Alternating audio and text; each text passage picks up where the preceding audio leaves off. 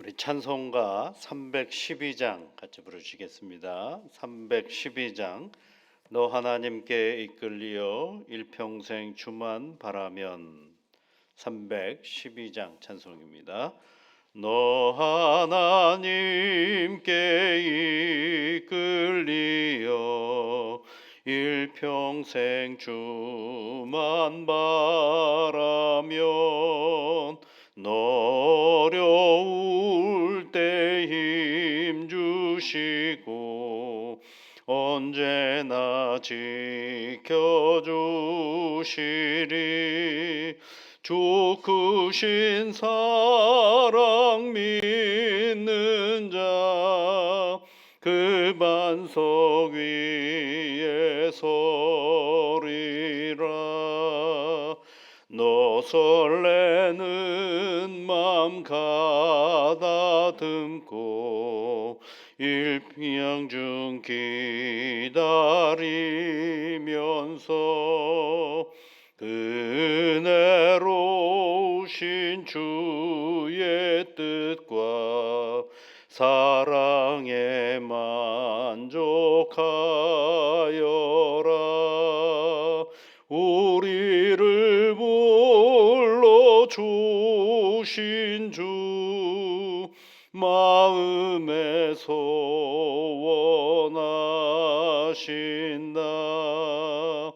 주 찬양하고 기도하며 내 본분 힘써 다하라. 주 약속하신 모든 은혜 내게서 이루어지리라. 잠대고 의지하는 자 주께서 기억하시리.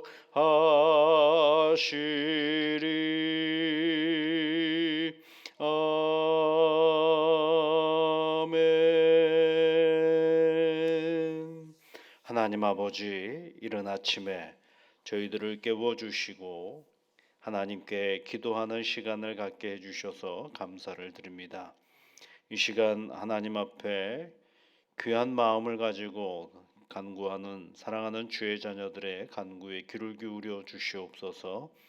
오늘도 저들의 삶의 자리 속에 친히 임재하여 주시사 하늘의 은혜와 복으로 함께하여 주시고 여호와께서 복을 주시어 지켜주시기를 원합니다. 여호와 하나님께서 은혜를 베풀어 주시옵소서. 여호와 하나님께서 오늘도 평강의 기쁨으로 함께하여 주시옵소서. 거룩하신 아버지 하나님, 오늘은 이 나라에 큰 선거가 있는 날입니다. 성령 하나님께서 모든 과정들을 지켜 인도하여 주시고 불미스러운 일 일어나지 아니하게 하시며 이 이런 선거를 통하여서 대한민국이 한층 더 발전해가는 좋은 기회가 되어줄 수 있도록 하나님께서 이끌어 주옵소서. 아버지 하나님, 여러 가지 형편들 속에 치열한 경쟁이 있었습니다. 이 선거가 끝난 이후에는 모든 것들이 일상으로 돌아가게 하시고 당선된 사람들은 최선을 다하여 지역과 나라를 위하여 애쓰는 일꾼들이 되게 하여 주시고 떨어지신 분들에게는 하나님께서 위로를 함께 하여 주시사 다시 여러 가지 형편들 속에 자신들이 맡겨진 일들을 새롭게 정비하며 나아갈 수 있도록 지혜와 명철함으로 함께하여 주시옵소서. 하나님 아버지, 하나님께서 세워주신 교회들이 있습니다. 이 땅의 모든 교회들마다 하나님께만 영광을 돌리는 하나님의 교회가 되게 이끌어 주시옵소서. 그 어떤 사람도 주님보다 앞서는 일이 없도록 교회 공동체를 지켜 인도하여 주시며 더럽고 추한 세상의 논리와 가치들이 하나님의 말씀보다 우선되는 일이 이 교회 공동체 안에는 결코 없게 하여 주시옵소서. 오직 주 하나님만을 바라보며 나아갈 수 있는 성실함이 교회 공동체 안에 가득하게 하여 주시고 이 땅에 있는 모든 교회들마다 오직 주님만 바라보며 섬기는 성도들과 교육자들로 가득한 교회들이 되게 하셔서 지역의 빛과 소금의 역할을 능히 잘 감당케 하여 주시옵소서. 사랑하는 우리 성도님들이 섬기는 교회들을 기억하시고 그 모든 교회들마다 주 예수 그리스도의 영광만이 드러나게 역사하여 주옵소서. 복음을 들고 해외에 나가 복음을 증거하는 선교사님들의 건강과 사역 위에 함께하여 주시고 능력으로 붙잡아 주옵소서. 어려운 농어촌 지역에서 교회를 지키는 성도들과 교육자들이 있습니다. 성령님께서 합력하여 선을 이루시는 복을 허락하여 주시고 도시에 있는 교회들이 넉넉히 나누면서 하나님의 교회를 세워가는 일에 협력하고 도울 수 있도록 인도하시며 붙잡아 주시옵소서. 예수님 이름으로 기도하옵나이다. 아멘. 하나님의 말씀은 디모데전서 6장 17절부터 19절까지 말씀입니다. 디모데전서 6장 17절부터 19절까지 함께 같이 읽겠습니다. 네가 이 세대에서 부한 자들을 명하여 마음을 높이지 말고 정함이 없는 재물에 소망을 두지 말고 오직 우리에게 모든 것을 후히 주사 누리게 하시는 하나님께 두며 선을 행하고 선한 사업을 많이 하고 나누어 주기를 좋아하며 너그러운 자가 되라. 이것이 장래에 자기를 위하여 좋은 토를 쌓아 참된 생명을 취하는 것이니라. 아멘. 이게 이제 부한 사람들이죠. 부한 자들을 명하여 그렇죠. 네, 여러분 6장 9절 말씀에 부하려 하는 자들은 이렇게 되어 있죠. 그리고 여기는 부한 자들 이렇게 되어 있습니다. 여러분 이제 부한 자들은 이미 부한 사람들을 얘기하는 것입니다. 재물이 많은 사람들을 얘기하는 거죠. 근데 이제 재물이 많은 사람들을 어떤 사람들이냐? 나쁜 사람들이냐? 그리고 재물이 많은 것이 문제가 있는 것이냐? 예, 여러분 재물이 많든 없든 간에 중요한 건 뭐냐면 19절에 있는 말씀이에요. 장래에 자기를 위하여 좋은 토를 쌓아 참된 성명을 취하는 거거든요. 그가 재물이 많이 있어서 나쁜 사람이다. 그건 말이 안 되거든요. 그가 재물이 많기 때문에 무도한 사람이다. 그것도 말이 안 됩니다. 재물이 많기 때문에 무엇이 된다가 아니거든요. 그 당시가 자기가 가지고 살고 있는 이 땅에서 누리는 그 어떤 재물을 어떻게 사용하느냐가 그에게 관건이죠. 여러분 가난하면요 모든 것들이 다 예를 들어서 가난하다, 부하다. 그 다음에 이제 거기에 여러 가지 인격적인 가치들이 있거든요. 그럼 가난하기 때문에 부하기 때문에 거기에 우리가 말할 수 있는 인격적인 가치, 가난하면 교만이 없을까요? 그럴 리가 없어요. 부한 사람만의 교만함이 있는가요? 또 그럴 일도 없어요. 그러니까 우리가 삶을 살아가면서 살다가 보면 일어날 수 있는 여러 가지 우여곡절 끝에 당하는 여러 가지 이 어려움들이 있거든요. 그것이 곧 어떤 우리가 인격적으로 표현하는 가치를 거기다 들이대는 건 굉장히 단편적인 생각일 가능성이 있거든요. 그러니까 그럼에도 불구하고 삶의 정황 속에서 가난과 부는 굉장히 우리를 여러 가지로 구별해내는 일들이 참 많은 것이 오늘 우리가 살아가는 세상이거든요. 그 세상 속에서 어떤 사람은 부자인 사람이 있어요. 태어나면서부터 부자일 수도 있고 어떻게 사업을 잘해서 부자일 수도 있고 애쓰고 노력해서 부자가 된 사람도 있죠. 그 다음에 이제 뭐냐면 오늘은 그러고 나서 부한 자가 어떻게 믿음 안에서 참된 생명을 얻고 취할 수 있을까를 우리에게 가르쳐 주고 있는 것이죠. 거기 이제 보면 명한다 그럴 때 있죠. 부한 자를 명하여 그러죠. 마음을 높이지 말고 마음을 높이지 말라라는 이게 다른 말로 말하면 교만하지 말라 그런 얘기예요. 우리는 착각하는 게 있어요. 돈이 많으면 똑똑하다라고 생각을 하고 돈이 많으면 지혜롭다라고 생각하고 돈이 많으면 명예롭다라고 생각하고 돈이 많으면 인격적일 수 있다라고 생각하고 돈이 많으면 다 용납이 될 때가 있어요. 안 그렇거든요, 여러분. 돈만 많은 경우가 많아요. 돈만 많은 경우. 돈만 많고 그 돈으로 명예를 살라 그러고 그 돈으로 인격을 살라 그러고 그 돈으로 뭘 하려고 그러는 거죠.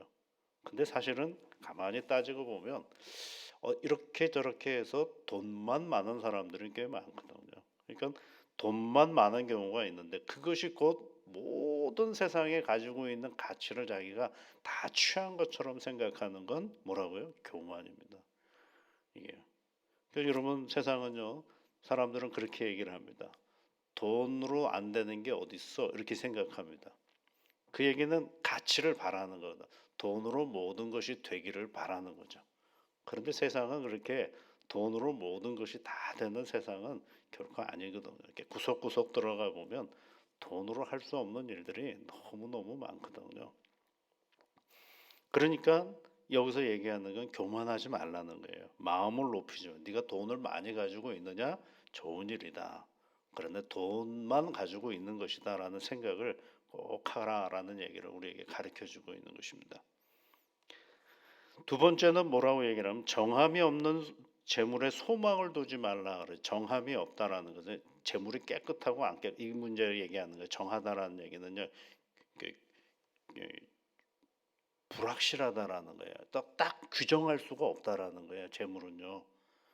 그 불확실한 것에 소망을 두지 말라 그런 얘기입니다. 불확실한 것에 소망을 두지 말라. 아이고 돈이면 다 되는데 이렇게 생각할 수 있죠. 그런데 여러분 그 돈이면 다 되는데라는 그 돈은 우리의 소망을 둘 만한 근거가 되지를 못하는 거예요. 왜냐하면 불확실하거든요. 내 손에 있을 수도 있지만 내 손 밖으로 나갈 수도 있거든요. 불확실성이 있어요. 굉장히 불확실한 것입니다. 불확실한 것에 소망을 두지 말라라고 이야기를 하는 거죠. 이것이 여러분 이렇게 생각하시면 안 됩니다. 재물은 무가치하다가 아니라 확실하지가 않다라는 것입니다. 그 재물의 가치가 의미가 없다라는 것도 아닙니다. 그것에 우리의 소망을 둘 만한 그런 정확성이 있지 않다라는 것을 우리에게 가르쳐 주고 있는 것입니다. 여러분의 인생에 자가 있잖아요. 규칙 이런 것들 있잖아요. 기준이 있잖아요. 그 기준이 왔다 갔다 하면 기준일 수가 없죠. 그런데 재물은 왔다 갔다 하는 것이다라는 것을 말해주고 있는 것입니다. 불확실한 것에 소망을 두지 말라 그러죠. 이 잠언서의 말씀을 보면 잠언 23장 5절 말씀해 보시면 네가 어찌 허무한 것에 주목하겠느냐. 허무한 것에 어떻게 네가 주목할 수 있느냐 이렇게 얘기하면서 그 허무한 것을 이렇게 얘기를 해요. 정령이 재물은 스스로 날개를 내어 하늘을 나는 독수리처럼 날아가리라 그러죠. 아주 재미있는 표현이죠. 스스로 날개를 낸다 그랬어요. 재물은 스스로 날개를 내어서 독수리처럼 하늘을 날아간다. 독수리처럼 하늘을 여러분 독수리가 새들 중에서 얼마나 높이 하늘을 높인다. 높이 높이 나는 새가 독수리 아니겠어요? 그러니까 멀리 멀리 날아간다는 것입니다. 그것을 거기에 어떻게 네가 이렇게 허무한 것에 주목하느냐 하면서 제일 먼저 얘기했던 것이 재물이거든요. 다시 또 정리해야 됩니다. 재물은 우리에게 가장 필요한 것이고 재물은 우리에게 있으면 효용 가치가 얼마나 귀한지 모릅니다.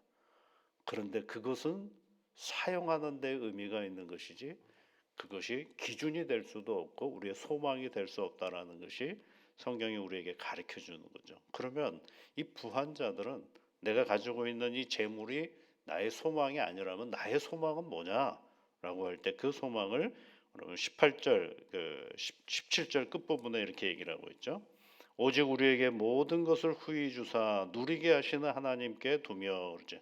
누리게 하시는 하나님께 두며 누구 후히 주신다 그돼 있죠. 모든 것을 후히 주사 넉넉하게 주시고 누리게 하시는 하나님께 두라. 뭘 두라는 거야? 소망을 두라는 거예요. 소망은 누구한테 두라는 거예요? 하나님께 두라는 거죠. 근데 하나님은 어떤 분이에요? 후히 주시고 누리게 하시는 하나님이다라는 거예요. 후히 주시고 누리게 하시는 하나님. 그 얘기를 해주고 있는 것입니다.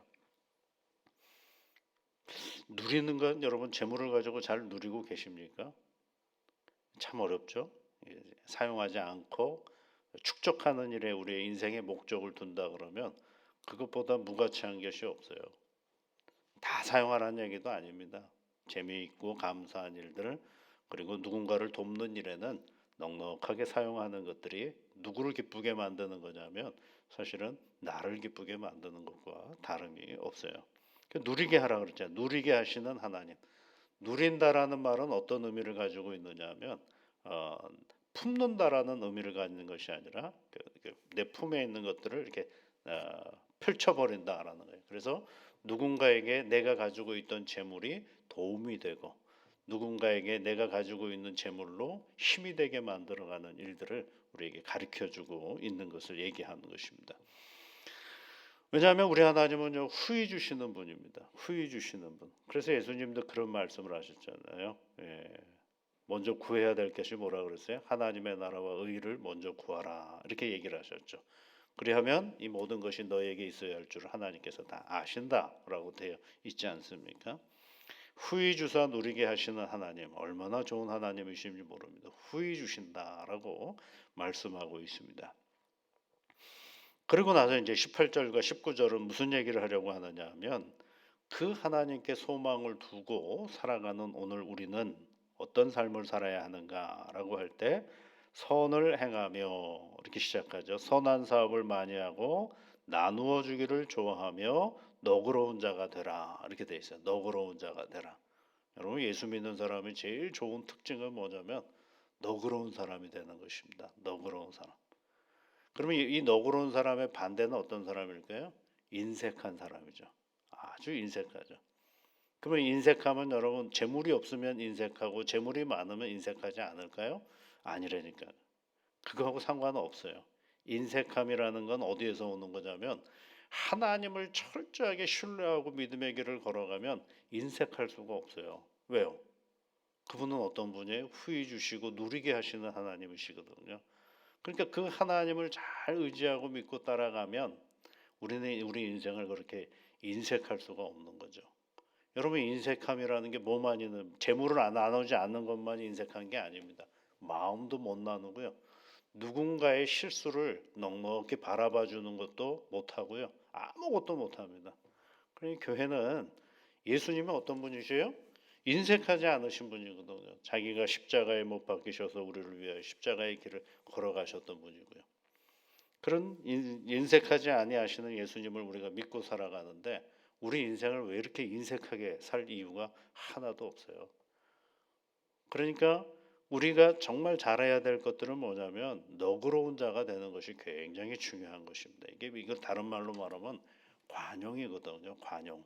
관용은 어떤 의미를 가지고 있느냐 하면 관용은 누군가의 실수를 바라보면서 꾸짖는 것이 아니라 나도 저 실수를 할 수 있는 사람이지라고 생각할 때 그때 그를 어떻게 나도 그런 실수를 할 수가 있으니까 그 사람을 어떻게 하겠어요? 바라봐 주는 거죠. 품어주는 것이고 그렇게 하는 것이죠. 이런 경우가 있죠. 어린아이가 실수를 해서 뭔가를 깼어요. 그리고 넉넉한 사람, 관용이 큰 사람은 어떤 어른은 어떻게 할까요? 먼저 해야 될 일이 뭐예요? 깨진 유리 조각들을 다 치우는 게 먼저죠. 그게 뭐예요? 관용이에요. 그리고 나서 다친 데는 없느냐 물어봐야죠.